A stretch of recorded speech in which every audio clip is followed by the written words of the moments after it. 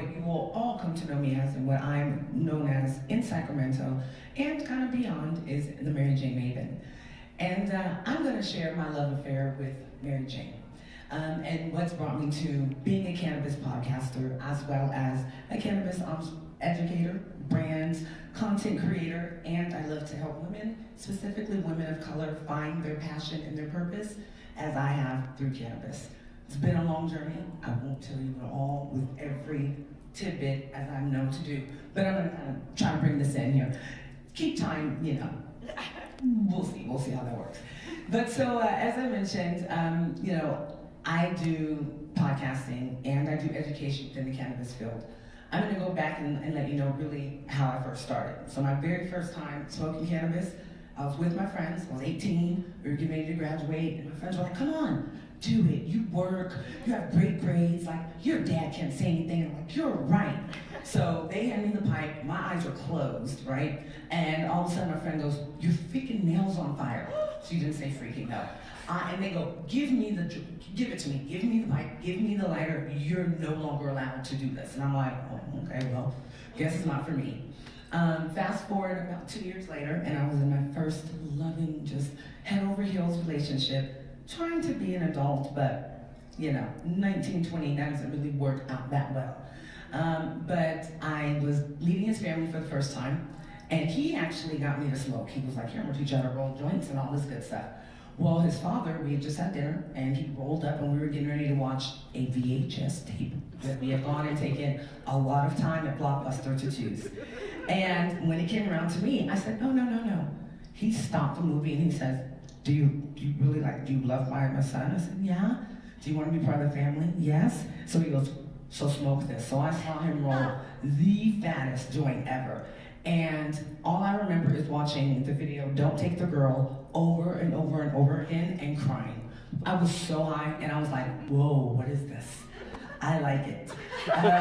So that was the second time I realized, like, wait, okay, this is just allowing me to have a little freedom. I was looking for the adulthood experience. You know, I left home because my dad said, you're not gonna date, and I said, well, I won't be here. Tell a girl that, especially an 18, 19-year-old girl.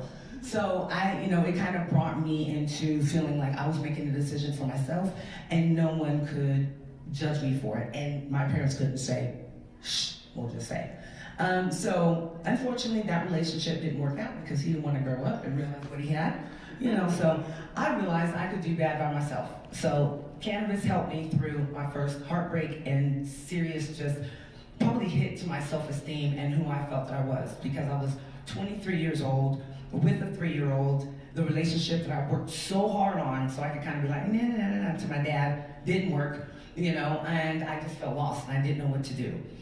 During this time, I used cannabis to really just find out, at this time, who I was then and what I needed to do. So I decided to go back to school, got enrolled into UC Davis, where I met the best husband in the world. And what I found in Davis, what I found in Davis is that, you know, I was like, well, people go to Davis, people who go to UCs and private schools don't smoke weed, please. It was all over the place, so I had 5 years of fun there. Now I remember when we graduated and they're like, well, what, you guys gonna smoke when you have kids and when you're older? And I'm like, yeah. Well, fast forward to 2006, and I woke up one morning and I couldn't move. And it progressively got worse over 3 days. My husband and I were married about 6 months at this time. He forced me to go to the emergency room. I'm there 30 minutes and I hear the triage doctor calling neurology. I'm like, oh, they must be for somebody else, the hell neurology. Come to find out that multiple sclerosis decided to, because I was so fun and my life was so awesome, wanted to go ahead and join my life. I don't say that I have multiple sclerosis because I believe that then you then manifest everything that comes along with it, and then you begin to live that life. And I had a life that I wanted to live. So MS, keep the hell up. You came into my life, let's go. You know, so that was another time when cannabis really helped, because at first I just rebelled. I didn't understand what the illness was. And unfortunately, Kaiser didn't do a very good job. Yes, Kaiser, I'm gonna put them on blast. Did not do a good job at diagnosing me or providing any follow-up. So for about 6 months, I rebelled. I partied. My husband let me pretty much have a fit. I drank a lot. I was using, over-the-counter pills. It was really easy to get hydrocodone and double-strength Vicodin and things back then. And I was just living a very destructive life because I was scared. And so after 6 months, my husband says, okay, is your fit done? Are you good? Get up off the ground, no more tantrum. We're going to take control of this, and we're going to find out how we're going to continue to live the life that we've planned for each other.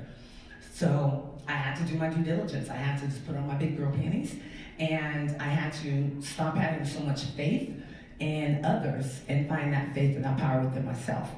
So when I did that and I found the right neurologist and I started to really understand what multiple sclerosis was doing to my body and how it was different for everybody, I made the decision that I did not want to start using the medication that they recommend.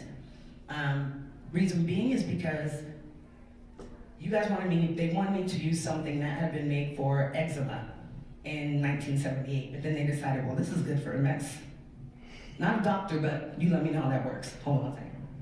Medicating, dry mouth.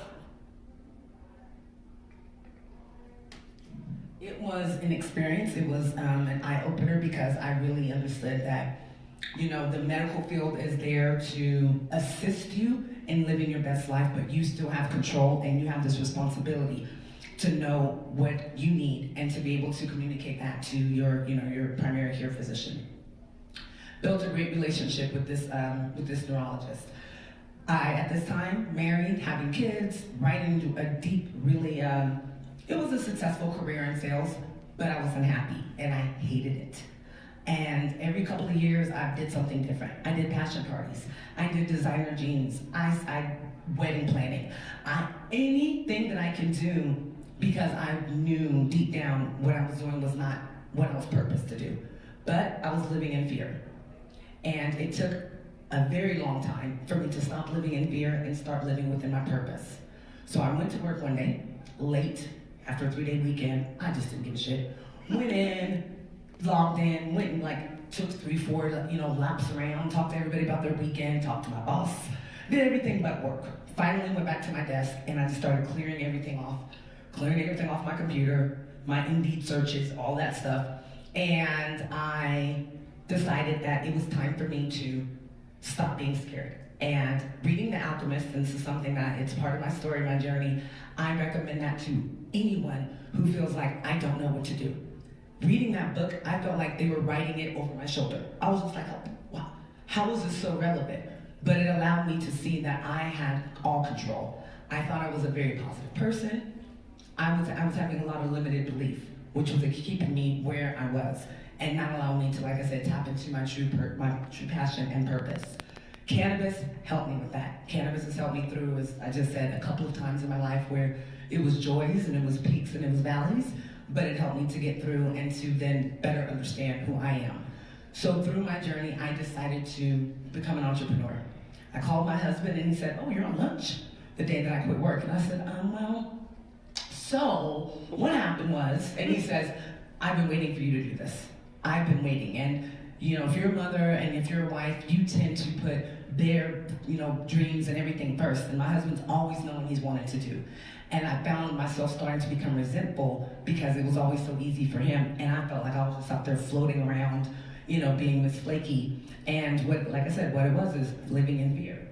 And so once I told him I wanted to be an entrepreneur, but I didn't know what I wanted to do, he says, oh, well, don't worry about it. We'll figure it out, after the summer.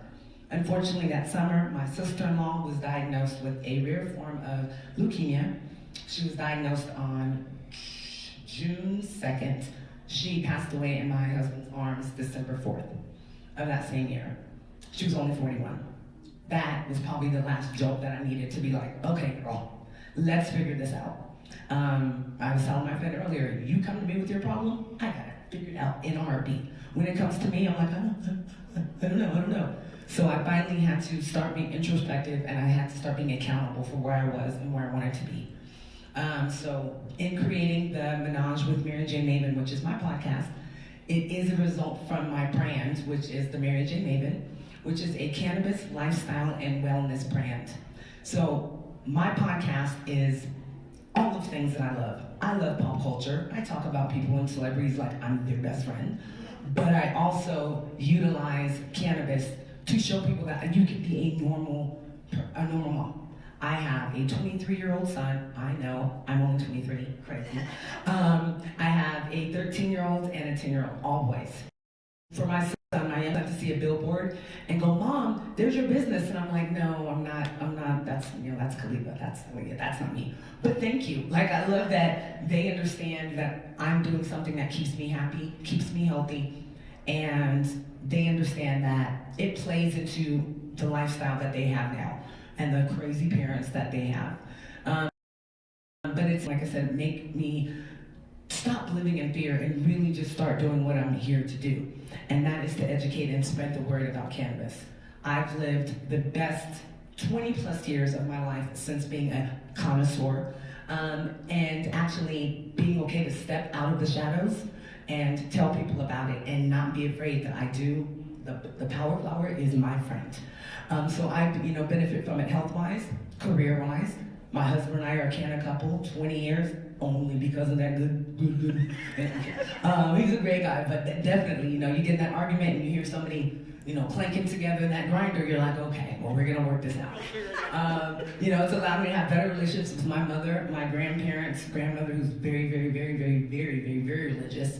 I was able to start getting her to use CBD, and now she thinks she's just a pro. She says, bring me the VCR, and I'm like, oh, you mean THC, Grandma?